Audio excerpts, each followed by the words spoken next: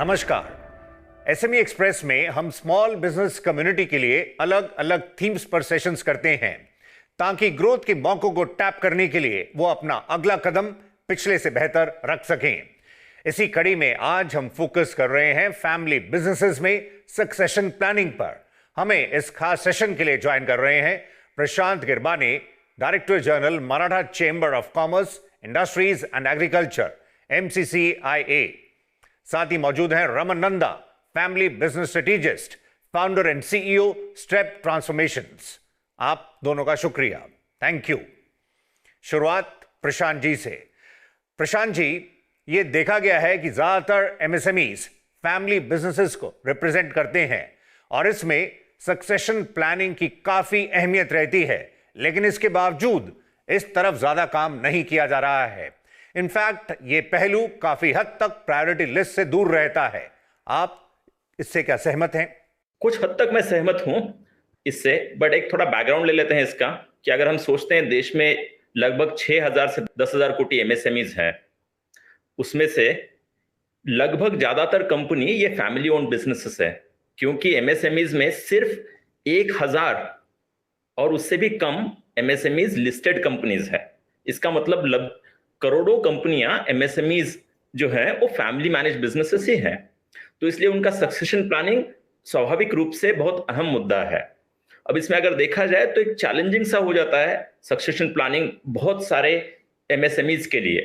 पर यह बात सिर्फ इंडिया तक नहीं है। सौरभ जी, मेरी कुछ बात हो रही थी जापानीज इंडस्ट्रीज के साथ, तो वे भी यही कह रहे थे कि हमें बहुत बड़ी प्रॉब्लम है कि हमारी सेकंड जनरेशन हमारा बिजनेस नहीं करना चाहती, तो हम आपसे पार्टनरशिप करके देखना चाहते हैं कि क्या हमारा जो बिजनेस है आपके कोई लोग आकर एक्वायर कर सके, पार्टनर कर सके और आगे बढ़ा सके। तो ये ग्लोबल इश्यू है, इंडिया में भी जरूर है। अब आपका जो सवाल है तो ये सही है कि बहुत सारी जगह पर ये चैलेंज है, पर ये भी है कि कई सारे फैमिलीज ने, कई सारे MSMEs फैमिली बिजनेसेस ने इस इश्यू को काफी बढ़िया तरह से रिजॉल्व किया है।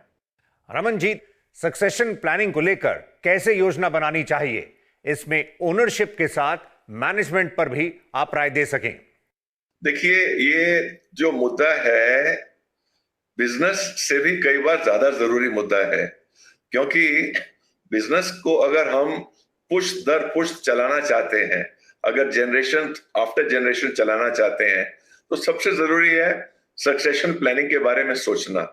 तो मेरे हिसाब से आपकी नेक्स्ट जनरेशन चाहे 6, 8, 10 साल की है, आपको तब से ही सोचना शुरू कर देना चाहिए कि इन लोगों का क्या इंटरेस्ट है, ये लोग बिजनेस में जाना चाहते हैं, उनको थोड़ा सा इन्वॉल्व कीजिए।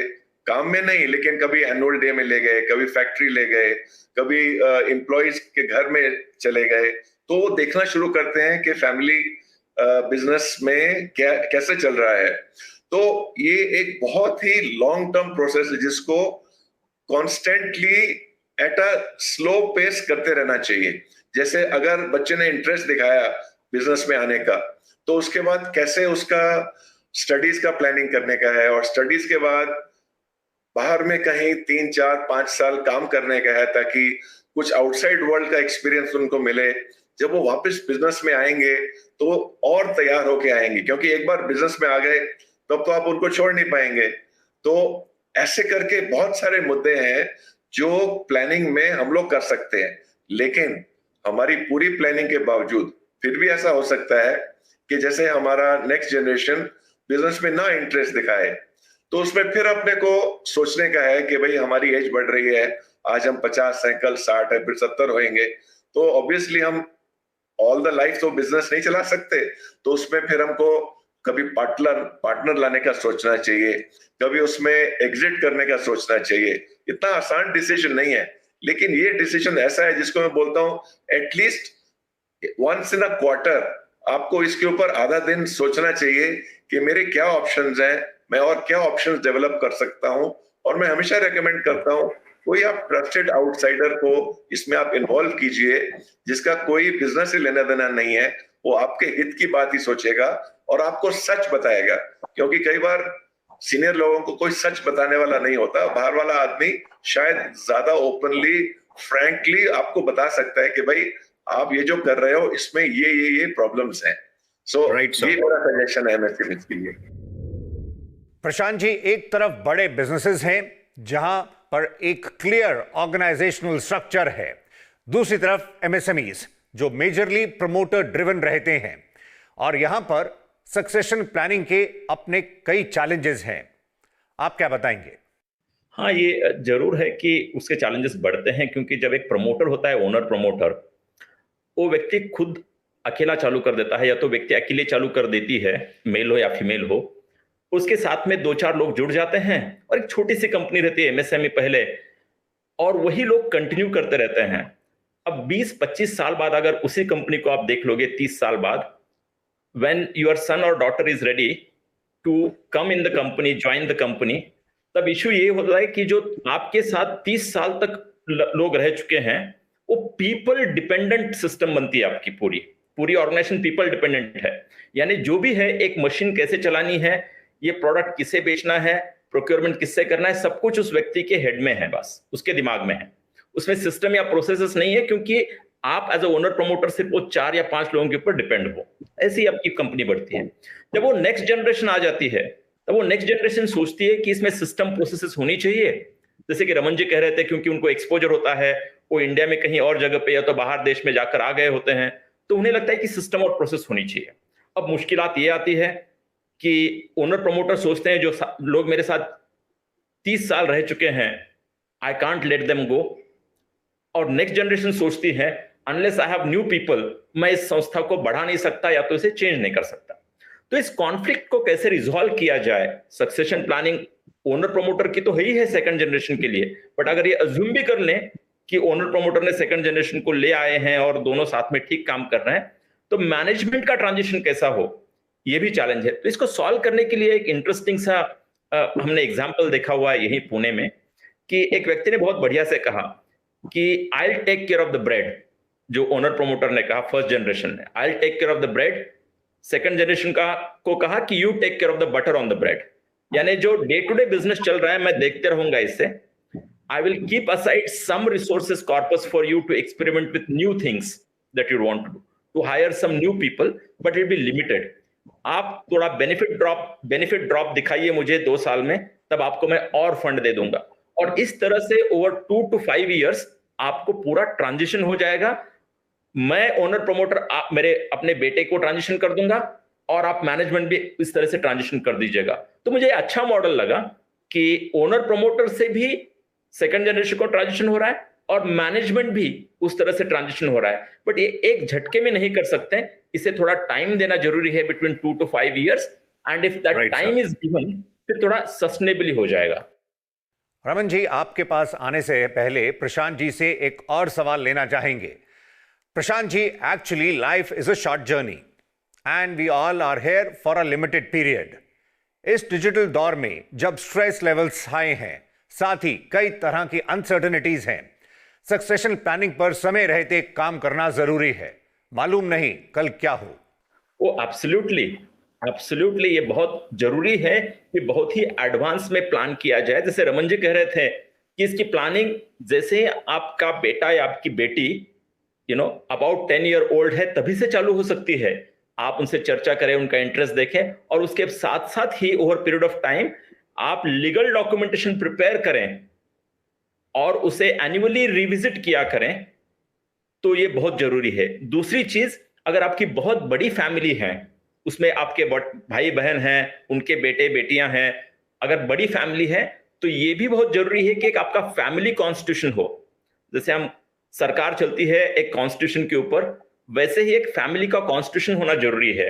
जैसे आप एक सीए से मदद लेते हैं अकाउंटिंग के लिए, एक कंपनी सेक्रेटरी का मदद लेते हैं कुछ लीगल फॉर्मेलिटीज के लिए, वैसे ही आप फैमिली बिजनेस में जो एक्सपर्ट्स है रमन जी जैसे, उन लोगों का मदद लेकर एक फैमिली कॉन्स्टिट्यूशन बनाना जरूरी है, और उसे हर साल रिविजिट करना जरूरी है, ताकि उन अनफॉर्चुनेट सिचुएशंस में आपकी जो नेक्स्ट जनरेशन है, उन्हें कम से कम दिक्कत हो और आसानी से वो ट्रांजिशन हो जाए। प्रशांत जी, तो अभी जैसे बात हो रही थी, सक्सेशन प्लानिंग के लिए प्रमोटर को शायद स्किल मैपिंग की भी जरूरत होगी। हर इंडिविजुअल के अपने इंटरेस्ट और अपनी स्ट्रेंथ्स हैं, उसी के आधार पर कदम बढ़ाना होगा। यह काम काफी कॉम्प्लेक्स है। तो 2-4 चीजें हैं। अगर आपकी बड़ी फैमिली है, तो आपको एक साथ बैठकर मैपिंग करना जरूरी है कि रिक्वायरमेंट क्या है और अवेलेबिलिटी क्या है, और जो अवेलेबल नहीं है तो उसके लिए आपके जो बेटे बेटियां हैं उन्हें बाहर देश या अपने देश में ही अलग अलग जगह भेजकर उन्हें उस स्किल डेवलप करने के लिए आपने प्रवृत्त करना, एनकरेज करना जरूरी है। ऐसे कई सारी फैमिलीज है जो हम देखते हैं। अब पुणे में देखते हैं, बजाज भी है, पूनावालास भी है, चितड़े भी है, और कई सारी छोटी छोटी फैमिलीज है। उन सभी ने जब भी उन्हें लगता है कि कोई स्किल इंपॉर्टेंट है अपने बिजनेस के लिए और वो हमारे पास नहीं है, तो उन्होंने अपने सेकंड जनरेशन को बाहर देश या अपने ही देश में अलग जगह कर भेजकर वो स्किल एक्वायर करवा लिया, ताकि उस स्किल का जो पूल है, टैलेंट का जो पूल है, वो बढ़ जाए फैमिली में। तो ये बहुत जरूरी है कि आप टैलेंट पूल को बढ़ाएं, बाहर कहीं काम करके या बाहर कहीं पढ़ाई करके। रमन जी, इसी बात को आगे बढ़ाते हैं। जो नेक्स्ट जेन कारोबार को आगे बढ़ाने के लिए इंटरेस्टेड है, क्या उन्हें किसी प्रकार की फॉर्मल ट्रेनिंग के साथ आना चाहिए? क्योंकि कई बार एमएसएमईज ये काम ओवर द इयर्स जो वो देखते समझते आए हैं और ऑन द जॉब होता है। ऐसे में ट्रेनिंग पर आपकी राय? मेरे हिसाब से 3 तरह का ट्रेनिंग करना चाहिए नेक्स्ट जनरेशन का। पहला तो है जो अपने माता पिता के चरणों में बैठ के जो उन्होंने जैसे बिजनेस को बनाया बढ़ाया वो सीखने का है। मेरे हिसाब से कई बार हम लोग उसको नजरअंदाज कर देते हैं। नई जनरेशन सोचती है कि माँ बाप को तो ज्यादा कुछ मालूम नहीं है, तो मैं उनको समझाता हूं कि भाई ये कई बार हार्वर्ड के एमबीए से भी ज्यादा ज्ञान आपको अपने पिताजी के चरणों में मिल सकता है। उन्होंने कैसे बिजनेस स्टार्ट किया, कैसे मुश्किलें झेली, क्या उन्होंने स्ट्रेटेजीज लगाई, क्या उन्होंने कैसे किया। तो ये तो एक है फैमिली के अंदर ही। दूसरा है कि उनको, जैसे प्रशांत जी कह रहे थे, इंडिया में या बाहर कहीं फॉर्मल ट्रेनिंग के लिए भेजना बहुत जरूरी है। Education is the foundation of progress. Education के बिना आदमी अपने धंधे को नहीं आगे बढ़ा सकता, क्योंकि बहुत कुछ सीखने का है और उसके अलावा आपका नेटवर्क भी बनता है। जब आप एजुकेशन, जैसे मिस्टर बजाज ने अपने बेटों को भेजा कहीं पे, तो उनको not only they have got to know the latest technology but also the people who are developing that technology, so उसमें लर्निंग बढ़ती है और आपका नेटवर्क बनता है। और तीसरा, बाहर में कंपनी के बाहर कहीं कम से कम 3, 4, 5 साल काम करना बहुत जरूरी है। इसको आप ट्रेनिंग का हिस्सा मानिए, क्योंकि आप कल आपके सारे एम्प्लॉइज को हैंडल करेंगे, लेकिन वो हैंडल करने के पहले कैसे किसी बॉस के अंडर काम करना है आपको सीखना पड़ेगा। वो आप अपने फादर के अंडर काम करके इन अ नॉर्मल प्रोफेशनल वे आप नहीं सीख सकते, और आपको सीखना ही नहीं पड़ेगा। आपको 1-2 आपके परफॉर्मेंस अप्रेजल करने पड़ेंगे आपके बॉस के साथ, जो आप जहां आप बाहर काम कर रहे हैं, तो आप सीखेंगे कि बॉसेस कैसे अप्रेजल करते हैं। और आपको शायद उसमें एक प्रमोशन का भी आपको ट्राई करना चाहिए, क्योंकि वही सिचुएशन आपको अपनी कंपनी में, अपने बिजनेस में कल मैनेज करनी पड़ेगी। तो ये वाला एक्सपोजर, ये 3 तरह का जो एक्सपोजर मैंने आपको बोला, each of them is a very important component for success. Prashant ji, जैसे हम बात कर रहे हैं और कई बार एमएसएमईज इंटरैक्शन में ये बताते हैं कि उनकी अगली जनरेशन दूसरे एवेन्यूज में इंटरेस्टेड होती है, वो क्वालिफाइड हैं, उनकी अपनी एस्पिरेशंस हैं और वो जिंदगी को अपने अंदाज में जीना चाहते हैं। ऐसे केसेस में एमएसएमईज को क्या करना चाहिए? आई थिंक ये इंटरेस्टिंग सवाल है। ये भी कई लोगों के साथ होता है कि नेक्स्ट जनरेशन जो है उनका इंटरेस्ट किसी और एरिया में होता है और उस एरिया में बहुत अच्छा करते हैं। इस हाल में, जैसे हम पहले चर्चा कर रहे थे, कि अगर आपने ये प्रोसेस तभी से चालू कर दी है जब आपका बेटा बेटी 10 ईयर ओल्ड है, तब से ये समझने की कि उनको किस चीज में इंटरेस्ट है। So by the time they are 25, आपको पता है कि वो बिजनेस में आ रहे हैं या नहीं। अगर आपकी लड़की आपके बिजनेस में नहीं आ रही है, आपका लड़का आपके बिजनेस में नहीं आ रहा है, तब आपके पास और भी अगले 5-10 साल जो है उसमें इन्वेस्ट करना चाहिए कि आपकी जो मैनेजमेंट टीम है, उस मैनेजमेंट टीम के साथ इक्विटी शेयर करते हुए उन्हें कैसे प्रमोट किया जाए ताकि somebody is able to take over। या तो आप आपके फाइनेंशियल एडवाइजर के साथ चर्चा करते हुए आप you take few years to explore possibilities of mergers and acquisitions. बात ये होती है, जब भी हम प्लान करते हैं, हमारे पास 4-5 साल पहले से प्लानिंग चालू करते हैं, तो हमारे पास ऑप्शंस होते हैं and we get to decide the price. But अगर हम बहुत लेट कर चुके हैं और लास्ट मिनट हम सोच रहे हैं कि अभी मेरे पास एक ही साल बचा है, बहुत हो गया, अभी अभी के अभी मुझे ट्रांजिशन करना है, तब वो होता नहीं है। Then it becomes buyers market. अगर आप सेलर हैं, आपको सेलर्स मार्केट करना है, तो आपको प्लानिंग कुछ सालों के लिए करनी है। दो ऑप्शंस मैंने बताए, एक ये है आपकी जो मैनेजमेंट टीम है उन्हीं को इक्विटी शेयर की जाए, ताकि अगर उनके पास इक्विटी शेयर होल्डिंग हो तो खुद मैनेज करने लगेंगे and you become more like a sleeping partner as they say. Second ये है कि आपकी कंपनी किसी को सेल करें, यानी मर्जर एक्विजिशन के थ्रू, और अगर वो चीज है तो आप फाइनेंशियल एडवाइजर की जरूर मदद लें। एसएमई एक्सप्रेस में आज हम फोकस कर रहे हैं सक्सेशन प्लानिंग पर। फिलहाल वक्त ब्रेक का है।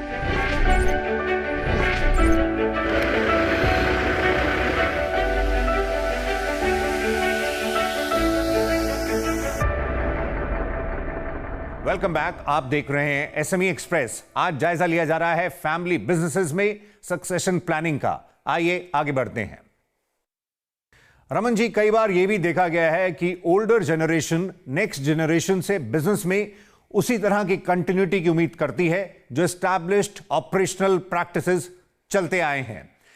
ऐसे में नए लीडर्स को लगता है कि लैक ऑफ अथॉरिटी है, या फिर वो इनोवेशन पर खुलकर काम नहीं कर पाते हैं और इससे ग्रोथ पर भी असर होता है। क्या आप इस बात से सहमत हैं? एकदम, बहुत ही अहम मुद्दा है ये, क्योंकि जैसे टेक्नोलॉजी आजकल बढ़ रही है, चाहे वो चैट जीपीटी हो, चाहे पिछले 10 सालों में उबर हो या गूगल मैप हो या और कितनी सारी गूगल सर्च है, तो ये सबको देखते हुए ये तो किसी को भी समझने का है कि change is very rapid now. इसलिए जो फर्स्ट जनरेशन ने पिछले 30-40 साल में जिन स्किल्स के साथ बहुत कुछ अचीव किया, और उन्होंने बहुत कुछ अचीव किया, वो स्किल्स अगले 30-40 साल में ज्यादा रेलेवेंट नहीं होंगी। तो ये उनको समझने का है। और जो उनकी नेक्स्ट जनरेशन है, उनके पास वो कई सारी स्किल्स हैं। वो समझते हैं टेक्नोलॉजी को, वो समझते हैं डिजिटल को, वो समझते हैं कल के कस्टमर की प्रेफरेंसेस को, जो आप इतना नहीं समझ सकते। तो इसलिए मैं चाहता हूं कि the wisdom of the first generation and the energy and skills of the second generation, वो दोनों अगर मिले तो मैजिक हो जाएगा। और इस केस में जिस ऑपरेटिंग प्रैक्टिस से आपने कंपनी पिछले 30-40 साल में चलाई है, आपको फ्यूचर में चेंज करना ही पड़ेगा, क्योंकि आप नहीं करेंगे तो मार्केट फोर्स से आपकी कंपनी अफेक्ट हो जाएगी, क्योंकि आप बदल नहीं रहे हैं। बदलना बहुत जरूरी है। और मैं ये नहीं बोल रहा हूं कि आप अपना कैरेक्टर को बदलिए, आपकी कोर वैल्यूज वही रहनी चाहिए, जैसे ऑनेस्टी है, इंटेग्रिटी है, पंक्चुअलिटी है, जो भी है। लेकिन जो आपका वर्किंग सिस्टम है, जो वर्किंग प्रोसेसेस हैं, उनको बहुत बदलना पड़ेगा। कहीं मैनुअल प्रोसेसेस बहुत जरूरी थे हमारे देश में, अभी वही सब चीजें ऑटोमेटिक हो रही है। टेक्नोलॉजी से कितना चेंज हो रहा है, आप नहीं चेंज करेंगे तो वर्ल्ड आपको चेंज कर देगा। यही मैं बोलूंगा। इसलिए दोनों जनरेशंस में open communication on this issue is very important. आइए फाइनल कमेंट्स की तरफ बढ़ते हैं। रमन जी, तो ज्यादा एमएसएमईज खुद इस तरफ बढ़ते नहीं हैं और आउटसाइड हेल्प में भी उन्हें हेजिटेशन रहती है। इसको आप कैसे रीड करते हैं? बहुत जरूरी सवाल है। मैं ये कहूंगा कि 3 तरह की हेजिटेशन मैंने देखी है ज्यादातर जो होती है। एक तो जो घर की इंटरनल थिंग्स हैं, चाहे कितना बिजनेस प्रॉफिट बना रहा है, कौन किससे क्या रिलेशनशिप है, वो सब थोड़ा बाहर के लोगों के सामने लोग बताना नहीं चाहते। दूसरा, एडवाइजर के ऊपर एक्सपेंडिचर होगा, वो भी लोग अवॉइड करना चाहते हैं। और तीसरा, कई बार उनको ट्रस्टेड आदमी मिलता भी नहीं है जिससे वो पूरा काम करा सकें। तो इन 3 चीजों के कारण कई सारे एमएसएमईज अपने आप ही मैनेज करने की कोशिश करते हैं। लेकिन जो बाहर का प्रोफेशनल जब आता है, उसका बहुत बड़ा इंपैक्ट होता है ऑब्जेक्टिविटी पे। मतलब जो डिसीजन है उसकी सब्जेक्टिविटी पूरी निकल जाती है, क्योंकि बाहर के आदमी का उसमें कोई इंटरेस्ट नहीं है, वेस्टेड इंटरेस्ट नहीं है। तो मेरे हिसाब से चाहे थोड़ा बहुत खर्चा हो, जितना आप अफोर्ड कर सकते हैं उतना ही कीजिए, लेकिन आप बाहर का हेल्प जरूर लीजिए। और जरूरी नहीं कि आपको पैसे देना पड़े, शायद कोई आपको कम्युनिटी में ट्रस्टेड बंदा मिल जाए या लेडी मिल जाए, आप उनका एक्सपर्ट को इन्वॉल्व करना बहुत जरूरी है, क्योंकि ये आपके बिजनेस का फाउंडेशन है। सक्सेशन प्लानिंग आपके बिजनेस का फाउंडेशन है, तो इसमें थोड़ा आउटसाइड हेल्प लेना मेरे हिसाब से स्ट्रांगली रेकमेंडेड है। प्रशांत जी, चलते हुए आपकी तरफ से एमएसएमईज के लिए क्या मैसेज होगा? दो चीजें प्रोमिनेंटली कहना चाहूंगा। एक ये है कि आप प्लान इसके ऊपर ध्यान दीजिएगा। आप जितना समय प्लानिंग के लिए दे दोगे, ये समझने के लिए प्लान जरूरी है कि सेकंड जनरेशन इंटरेस्टेड है या नहीं। ये समझने के लिए प्लानिंग जरूरी है कि फर्स्ट जनरेशन ने सेकंड जनरेशन को ट्रांसफर करने का वक्त कब आ गया है। ये समझने के लिए प्लानिंग जरूरी है कि अगर आपकी फैमिली बड़ी है तो उसके लिए एक कॉन्स्टिट्यूशन है यानी फैमिली का। ये समझने के लिए प्लानिंग जरूरी है कि इक्विटी शेयरिंग कैसी हो फैमिली बिजनेस में जब ट्रांजिशन हो जाता है। तो plan is one message that I have. और प्लान का मतलब ये नहीं कि आपके पास बहुत बड़ा सॉफ्टवेयर टूल चाहिए। आप शुरुआत कर सकते हैं सीधी चर्चा करके प्लानिंग की, ठीक है, और उसका एंड हो सकता है एक लीगल प्रॉपर डॉक्यूमेंटेशन में। तो एसएमई एक्सप्रेस में अभी के लिए इतना ही। इस सेशन में पार्टिसिपेट करने के लिए प्रशांत गिरबाने, डीजी MCCIA, और Raman Nanda, founder and CEO step transformations, आप दोनों का शुक्रिया। उम्मीद करेंगे कि एमएसएमईज सक्सेशन प्लानिंग की गंभीरता को समझते हुए जरूरी कदम उठाएंगे। अगले एडिशन में मुलाकात होगी नई थीम के साथ। फिलहाल नमस्कार।